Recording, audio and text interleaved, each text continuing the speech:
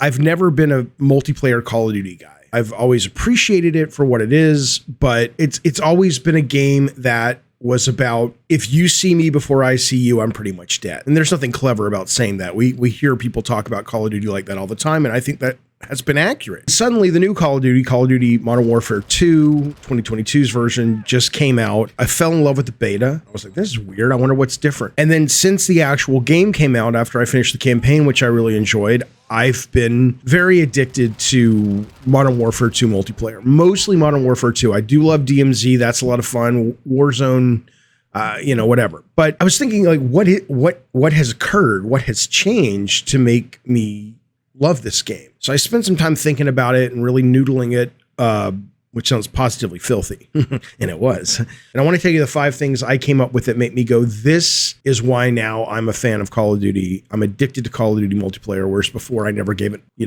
I played it, but not more than a couple hours, and I moved on with my fucking life. Number 1. The footsteps. I know a lot of Call of Duty hardcore people hate the footsteps. They're too loud. And certainly this is not the first video game to have footsteps in multiplayer to alert you of the bad guys. But all I can tell you is either the way it's mixed, the volume of it in terms of when the footsteps get pinged so you actually can start to hear them. Whatever it is, this is the first multiplayer shooter where I've noticed the enemy footsteps. Now, I still can't always tell where they're coming from. Securing objective Charlie. We control Charlie. Enemies taking Charlie.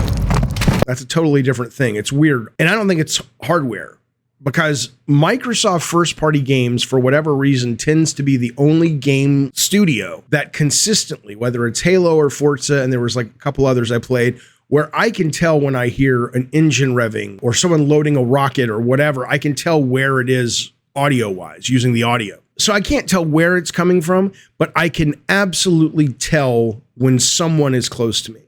And that alone has opened up an ability for my brain to engage, whereas before it was just like explore, except boom, I'm dead. And then I respawn and I look over here and I go over here and boom, I'm dead. Fuck this. Like, there was no chance to feel like I could actually exist in that world as anything other than like a leaf blowing on the wind and just you hope for the best. Now with the footsteps, I can do something. I can choose to hide. I can choose to take a bet that those footsteps are coming around the corner or coming up the steps and wait there with a shotgun. Or I know this guy's been running around with a knife and a riot shield or whatever. I can't have both of those, but he's been running around just like a madman, stabbing people to death. I got to get out of this little small area and pull out a ranged weapon. Footsteps give me that mental meat that engages me. So that's number 1. As a pairing with that is a perk that maybe this has been in Call of Duty for 10 years. I have no fucking clue. But for whatever reason, it was a default perk when I jumped into my first couple of games. And it's changed a lot of things for me. The perk is the high alert perk. It's tied to one of the perk packages that you select. And maybe this was on by default. I have no idea, but I certainly didn't know about it. And even if you have it turned on, it doesn't kick in until 2/3 of the actual match. But that's enough to make a difference. What it does is when you have an enemy who spots you, it pings the screen with a little bit of light. On your 6! Again, this may have been in Call of Duty games forever, but I've never had that setting on. For some random reason, I have it on when I played Warfare 2. Maybe it was conscious. Maybe the developer's like, look, we have to do a lot of these things to bring new players in. I have no fucking clue. But that has also, like the footsteps, given me this awareness that I never had before in this franchise. 60% of the time I can't do shit about it because once they spot me, I'm probably dead. But there's enough of a moment where my brain goes, if I failed and got shot when I saw that glint on the corner of the screen, I blame myself. I could have done something. I could have slid around the corner, or I could have dropped down and rotated or whatever. Whereas before it just felt like, he saw me, I'm dead, nothing I could do. Just opening up a little bit of freedom for the player to respond and not just be a sitting duck because you happen to turn the corner wrong place, wrong time, has absolutely changed the game for me. So the third one is when I would watch people play Call of Duty, or Battlefield, these types of games that were more Twitch based. And if I see you, you're dead before you see me. I would watch them come into a room, turn, look, all this kind of flow and shit where I was just like, God, could I just have a fucking safe place to wait for a bad guy to come? But there's never in these maps, or most of them, a safe dead end. But I was like, God, it's not comfortable for me. I wasn't playing in VR, but it's not comfortable for me, for my character, to constantly be moving and rotating the stick around. It's like being in fucking the teacup ride at Disneyland. It's just, it didn't feel good. And I'm like, I don't feel immersed in the world. It just feels like I'm just like, Spot the Difference or Where's Waldo. It's a frame rate issue, because I was looking back, probably the last multiplayer I tried to get involved with was like an early PS4 one. It may have been the one where, was it Advanced Warfare, where you could kind of jump jet a little bit and hover and whatever it was. But I'm looking at the internet, and even as late as Call of Duty Black Ops 2, which is the last one on PS4 before this one, other than Vanguard, which I haven't really played, the frame rates on PS4 were about 40 to 60 frames per second, and they fluxed. So it was never locked at 60. And I don't know this for sure because I haven't gone back, but I have found myself not only in Call of Duty Modern Warfare 2 on my PS5 playing the way I saw these other people play, because it doesn't just not that it made me sick, but it doesn't feel like, oh, this is unsatisfying. It actually feels smooth and good to come into a room like in the movies and look over and look up, and it feels very immersive. The only thing I can attribute that to is the fact that because the frame rate is a silky smooth solid 60 all the way through, and it's not fluxing, even though I wasn't consciously aware of the discomfort of it, trying to play that way when the frame rate is not solid really did create, I think, a discomfort that made me say, okay, that's off my menu of options for me to play this game. I'm not going to play the game by coming in and scoping out and coming around corners and sliding along walls. There's no fucking way. Now, Drone ready. Threat neutralized. You're clear. Changing back!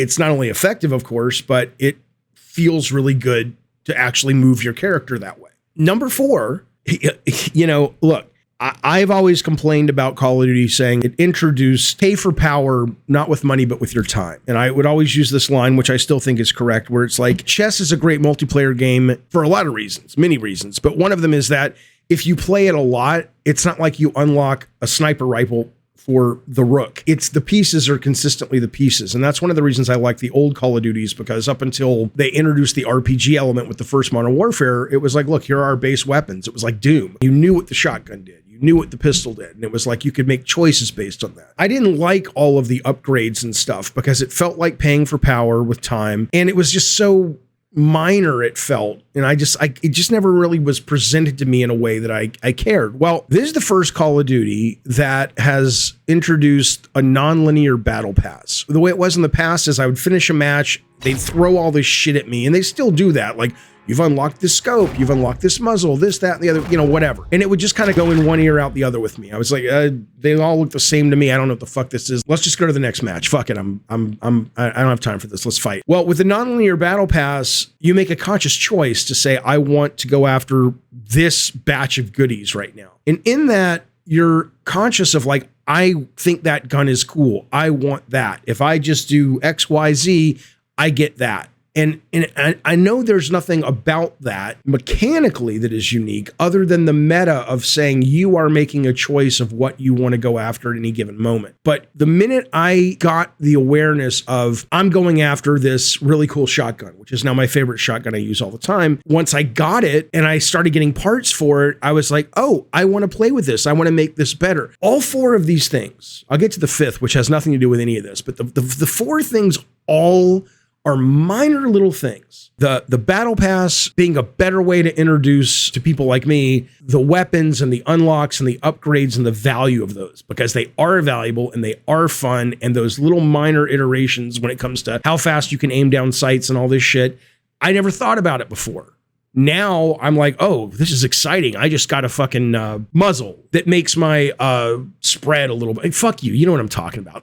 But it matters. And you see the little green bar, the red bar go up or down. And you're like, I want that one. That's awesome. That matters. Footsteps and the little range of visual cone if someone spots you, both those things working together in the moment-to-moment gameplay, I actually feel like I'm there and I'm immersed and I have a chance. It's not about spotting me first. Those two things working together, and actually three, when you throw in the ability to actually comfortably navigate the space by constantly being aware of your environment, by turning and looking and pivoting and panning and all that, all three of those have given the sense of immersion and the sense of I actually can have an effect in this world now. It matters to my engagement and enjoyment, because if I come in here and I get shot now, it feels more often than not like it's my fault. It doesn't just feel like, yeah, I stepped into a road and I got shot because I didn't see a guy with a sniper rifle. You know, it feels like I have some control, and that's fucking awesome. And it's amazing to me at a design level.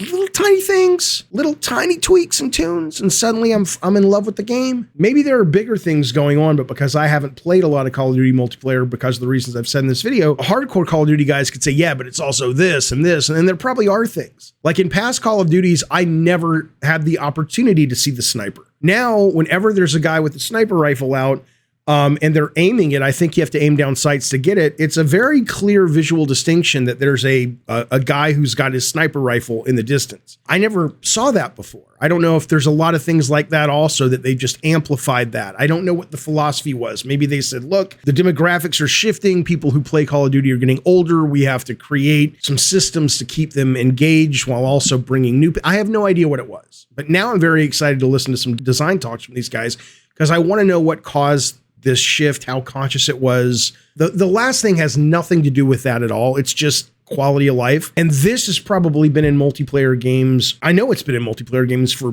decades, but Call of Duty for me has historically had a user interface that's just, it's too complicated.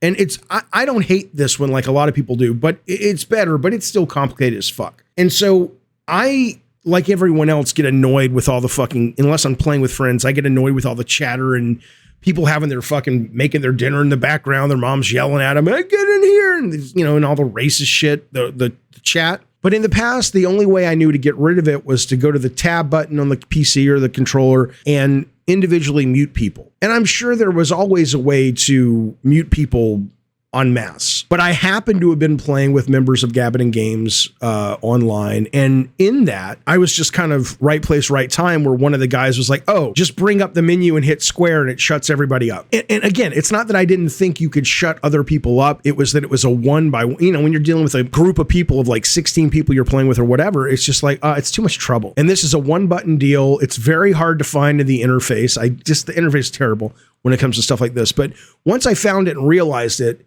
it's also a joy, because I don't have to fucking deal with these assholes who take it super serious. I don't have to deal with these kids. I don't have to deal with the racism. And that's the fifth reason that I'm in love with this Call of Duty, which again, that's been in games forever, but it's just kind of a little gimme at the end, a little treat, a little icing on. Boy, I love this game. Who would have thought? I don't know. Nobody thinks about it, Jeffy. Nobody would have thought, because no one's thinking about your games of top 10. But who would have thought a Call of Duty Modern Warfare game, A, for the campaign, but B, for the fucking multiplayer, would be in my top 10 of 2022? Are you shitting me? Are you shitting me? But it's firmly entrenched. Filthy. It's firmly entrenched in my top 10, probably my top 5. It's fucking great. And I just, design-wise, I think that's fascinating. Just those little things, little knobs, the difference between playing it for 20 minutes and moving on with my fucking life and becoming an addict. Shit's crazy. Be well.